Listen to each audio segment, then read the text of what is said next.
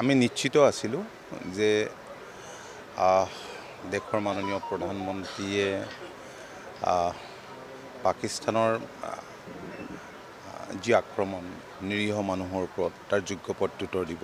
আশা কৰা মতেই সেয়া হৈছে।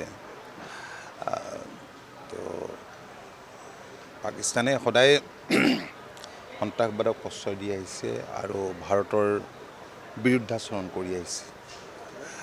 পূৰ্বতেও শিক্ষা পাইছে, এইবাৰো শিক্ষা পাব। তথাপিও পাকিস্তানৰ জ্ঞান ঘূৰি নাহিল। হয়তো আকৌ একেই ভুলৰ পুনৰাবৃত্তি সেইবাবে কৰিছে। মই ভাবোঁ যে নিশ্চয় উচিত শিক্ষা পাব। হয়, মই প্ৰাৰ্থনা জনাইছোঁ ভগৱানৰ ওচৰত। নিশ্চয় আমাৰ সেনাবাহিনীয়ে, আৰ্মি, নেভি আৰু এয়াৰফ'ৰ্চ যিহেতু যৌথভাৱে এই অপাৰেশ্যন চলাইছে, শত্ৰুপক্ষক নিশ্চিতভাৱে পৰাজয় কৰিব আৰু দেশবাসীয়ে সেইটোৱে কামনা কৰে। মাননীয় ৰঞ্জিত দাস ডাঙৰীয়াই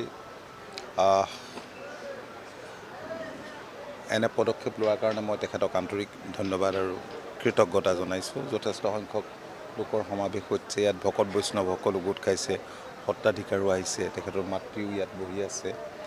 এনেই প্ৰত্যেক বছৰে ৰঞ্জিত দাস ডাঙৰীয়াই বৰ্ষপূৰ্তি পাতে, কিন্তু আজিৰ পৰিস্থিতিটো সম্পূৰ্ণ বেলেগ। আজি মাননীয় মুখ্যমন্ত্ৰীও আহ্বান জনাইছে, কাৰণ ৰাজ্যখনৰ প্ৰান্তে প্ৰান্তে এতিয়া বহাগক বিদায় দিয়াৰ এটা পৰ্ব চলি আছিল আৰু এইটো হয়, প্ৰত্যেক বছৰে হয়। বহাগক আদৰণি জনাই, বিদায় জনাই বিভিন্ন ঠাইত অনুষ্ঠান হয়।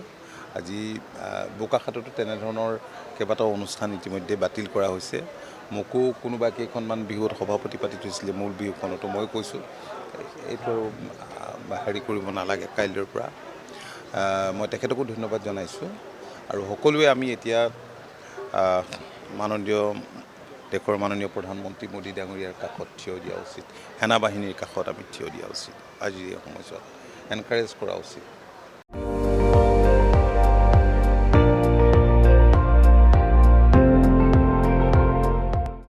আপুনি চাই আছে ND24, সৰ্বশ্ৰেষ্ঠ নহয়, সৰ্বোত্তমৰ দৌৰ।